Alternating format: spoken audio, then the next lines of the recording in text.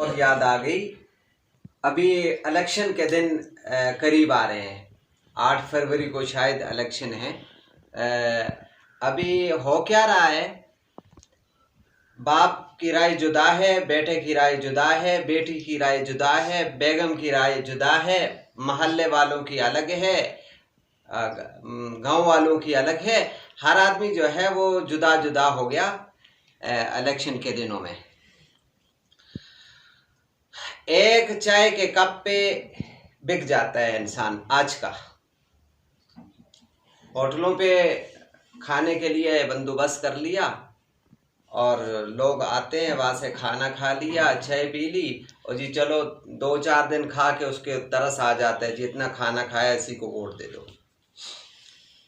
और जब वोट दे चुकते हैं उसके बाद उसका नतीजा आता है, वज़ीर आज़म मुकर्रर होता है और फिर वो उल्टी छुरी से जब ज़िबा करना शुरू करते हैं फिर ये गालियाँ देना शुरू हो जाते हैं। फिर कहते हैं जी ये ऐसा है, ये ऐसे है। तो अभी 8 फरवरी से पहले पहले हमें खूब सोचना चाहिए। पहले तो घर वालों को, बहुत सारे लोग कहते जी हम तो देते ही नहीं, बस ठीक है वोट नहीं देते, किसी को भी नहीं देना जी। न देना भी जुर्म है, क्योंकि शरई हैसियत गवाही किसी है। जैसे कोई किसी के लिए शहादत या गवाही देता है, वही हैसियत है वोट देने की। तो गवाही छुपाना और न देना ये भी जुल्म है, इसलिए न देना भी। कोई तो होगा, इसलिए देखना चाहिए बैठ के कि मुल्क के लिए और इस्लाम के लिए कौन बेहतर है। जो बेहतर है उसको दे दे बस।